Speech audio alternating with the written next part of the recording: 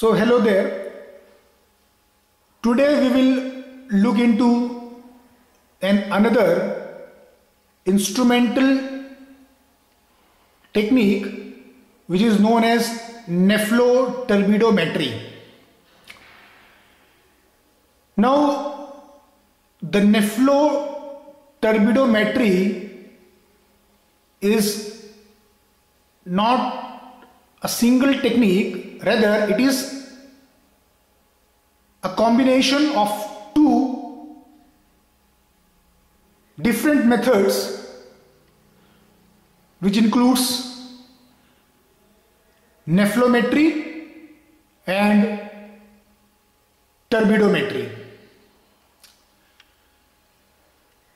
So before moving to nephroturbidometry,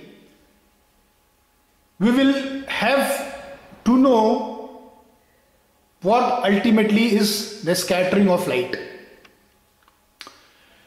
That scattering of light is an important manifestation on which the nephroturbidometry is based. So in our daily life, we usually came across certain natural events. For example, we usually observe that during sunset, the color of sun is red or reddish orange. It is a beautiful color, and in our day-to-day life we usually observe. Likewise, the beautiful blue color of the sky, we all like. The beautiful blue color of the sky is also that we observe is due to the scattering of light. So why at the sunset the sun is red and during daytime the sky is blue in color? Behind both these natural events or natural phenomenon involves scattering of light. The red color of sun and the blue color of sky occurs due to interaction between the light with the tiny particles or particulate matter present in the atmosphere.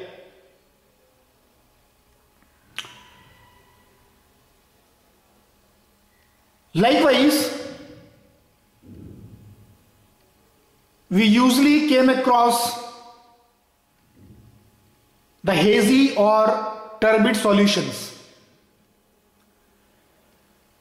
The haziness or turbidity present in the solution is due to the scattering of light by the small or tiny particulate matter present in the solution. So these small and tiny particulate matter will causes the scattering of light, and because of which the solution appears turbid or hazy. However, the solution containing or the solution in which the solute gets completely dissolved do not appear turbid or hazy. This is also an important consequence of scattering of light. Usually in the solution where the solute is completely dissolved, we observe a clear solution, a very clear solution in which the solute is completely dissolved. And such solution is appear clear or clean as all the solute particles present in the solution gets completely dissolved. Because of which, as there is no small particulate matter or there is no solute particles, undissolved solute particles are present in the solution, and hence there is no scattering of light in solution containing no particulate matter compared to the solution which contains small or tiny particles, which causes scattering of light, and hence they appear turbid. So scattering of light is an important platform or manifestation involves what we have so far discussed: the red color of sun during sunset, blue color of sky, and haziness or turbidity of solution.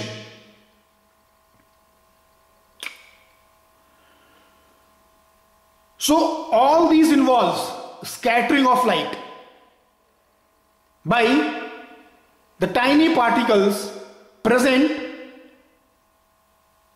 in atmosphere. In former cases that we have discussed, that blue color of sun and the blue color of sky and the red color of sun, and in the haziness of or turbidity of the solution. So it is now well clear as that scattering of light occurs in both air and water, that is in gaseous medium as well as in liquid medium. So what is the scattering of light is? So the scattering of light is interaction between the beam of light with that of particulate matter present in air or in gaseous medium or in the liquid medium, because of which the beam of light changes its path to the direction other than the actual propagation is known as scattering of light. So the scattering of light, as we can see here from the diagram, is an interaction between the beam of light with that of particulate matter, which results in change in propagation of light beam to other direction rather than its normal or actual path. As we can observe here, or we can ultimately see here, that if this particulate matter is not there, if we assume that this particulate matter is not there, if you remove this particulate matter, if this remove this particular particle, if the beam of light, if this is the beam of light, it will follow this actual path. This dotted line is the actual path of beam of light, if this particulate matter or this particle is not present. However, due to presence of this particular particle, when the beam of light interact with this matter, rather than propagating or following its original path, the light beam gets bent towards other directions, as you can see here by these solid arrows. This is what the scattering of light is. Now, during scattering of light, or during when the light beam interact with this particle and it's get propagated to direction other than its normal or actual path, it usually do not, although it's change its path of propagation, however, there is no change in the radiant energy or power of the light beam. Please be careful with my words.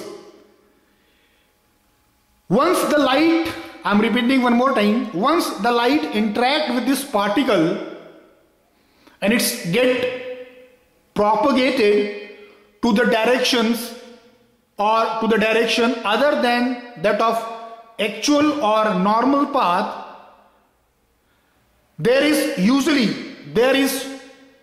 no change in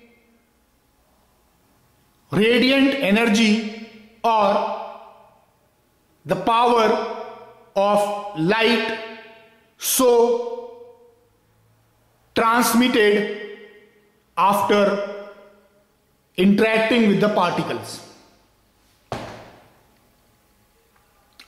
So depending how the light beam interact with the particle, and after interaction, what is the outcome? The scattering of light on the basis of this is divided into following two types: elastic scattering of light and inelastic scattering of light. So on the basis of what is the outcome of the interaction of light beam with that of particulate matter so present, the scattering of light is categorized into following two types: there is elastic scattering and the inelastic scattering. So what is the difference between this elastic scattering and inelastic scattering? In both the cases, the interaction between the light beam and the particulate matter or the particle is same. In elastic scattering as well as in inelastic scattering, the light beam interact with the particle in the similar manner as here in the case. However, the outcome after the interaction with the particle is different in both the cases. I am again repeating, in elastic scattering as well as in inelastic scattering, the interaction between the light beam with that of particle or the particulate matter present in the air or in the water is the same. In both the cases, the light beam interact in the manner similar. However, the outcome so obtained in elastic scattering and the inelastic scattering is different. And how it is different?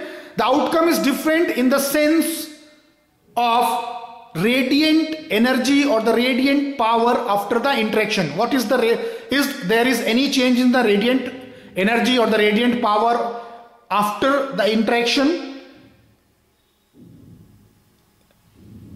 In both the cases. For example, in elastic scattering, the radiant power of the beam of light before interaction is equals to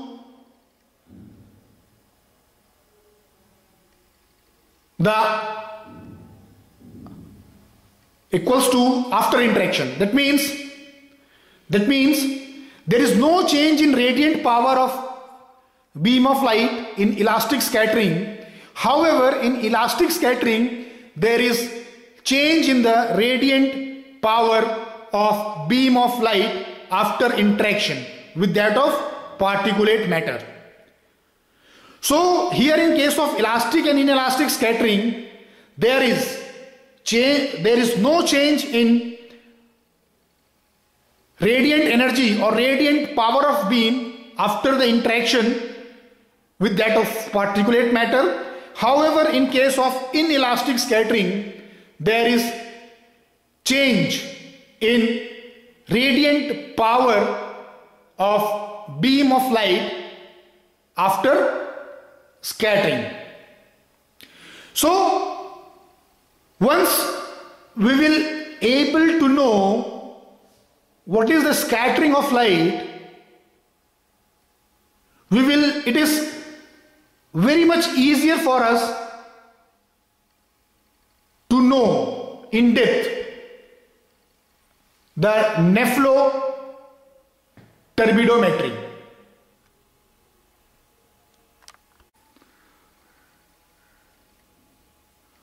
So now we are clear our concept on scattering of light. And now it is also clear as that Neflo turbidometry, the instrumental technique which we are discussing, is platformed on the core platform of scattering of light. So now let us discuss what is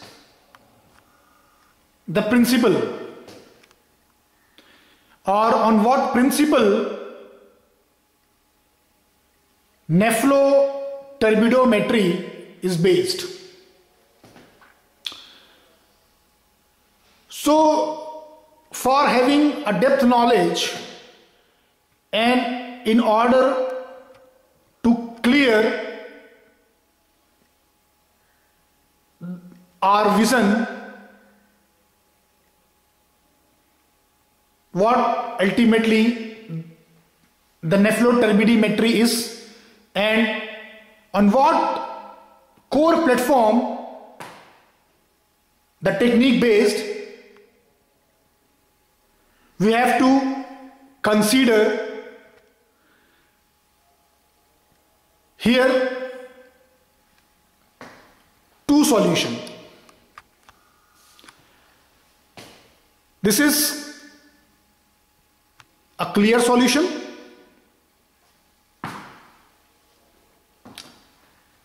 and this is a turbid solution. So we are having two solutions. If we say this is the solution A, the clear solution is the solution A and the turbid solution is a solution B, we now easily rule out why there is no haziness or cloudiness or turbidity in the clear solution. However, in solution B, which is a turbid solution, it is a bit cloudy and hazy. So if we have a close look up, we can see this line indicates the solvent. So in solution A, that is in clear solution, its mere contains or its only contains the solvent, and there is no particles are present in. However, in the solution B, that is in the turbid solution, we can observe that it has certain dots. So the line indicates here the solvent as in case of clear solution, as we have observed, and the dots here represents tiny particles or the particulate matter present in the solution. Now these particulate matters, these dotted particles, are responsible for the haziness or the turbidity of the solution. However, in case of clear solution, that is the solution A, they lacks any dots or any particulate matter, because of which it's appear clear. Now, if we impinge the beam of light on the clear solution,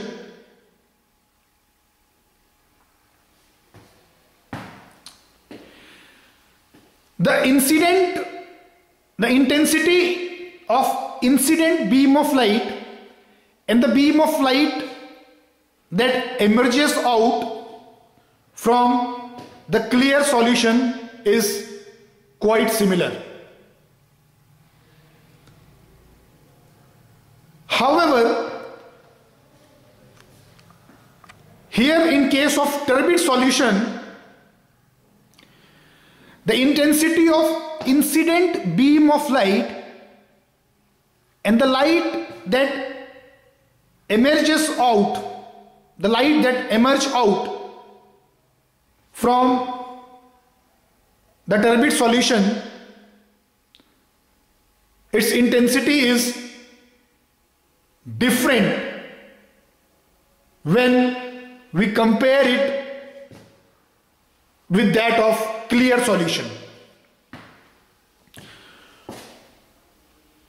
So it is clear to us why there is difference in the intensity of radiation that comes out from a turbid solution and why there is no change in the intensity of radiation that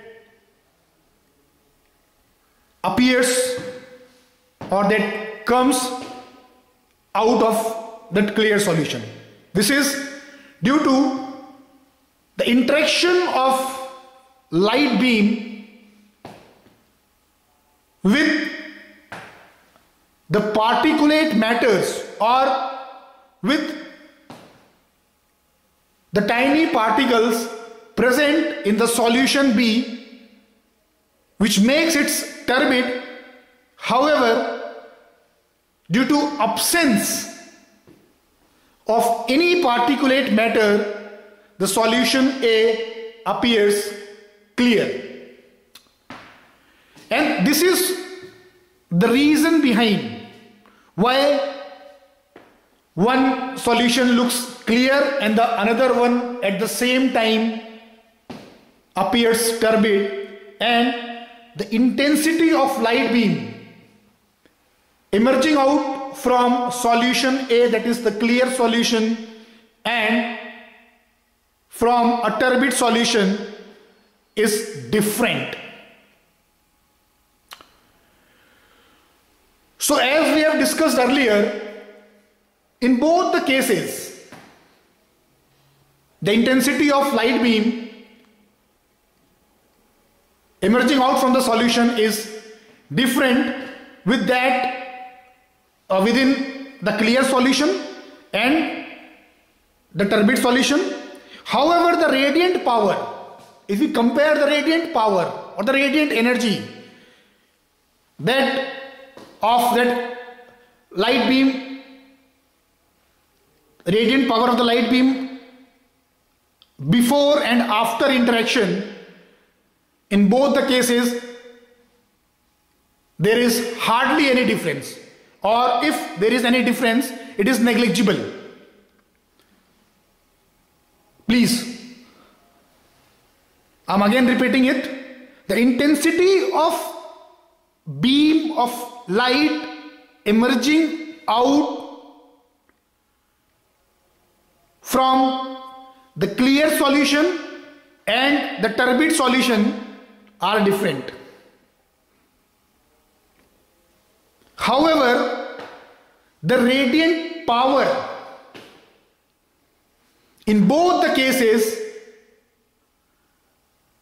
are comparatively not very much affected. So, if we place a detector in both the cases, if we place the detector in the clear solution and if we place a detector in the turbid solution, the intensity of beam of light emerging from the clear solution is somewhat similar to that of incident beam of light. However, in case of turbid solution, the intensity of beam of light emerging out from the solution or the intensity of incident beam of light when compared to the intensity of light emerging out of the solution, there is a difference, and the difference is due to the scattering of light, which we discussed earlier. So it is only the scattering of light which is responsible for the haziness or the turbidity of the solution. If this intensity of incident light is directly correlates with the number of particles present in the solution, I am again repeating, the intensity of light emerging out from the solution, if it is compared or correlates the number of particles present in the solution, we can easily determine the net concentration of that particular solution. So in nephroturbidometry or in nephelometry or in turbidometry, we will measure the net worth concentration, the net concentration of solution by comparing or correlating the intensity of light before interacting with the particle and after the light beam emerges out from the solution, after its interaction with that of particles present in the solution. So this is the core platform. This is the core basic principle of nephelometry and turbidometry.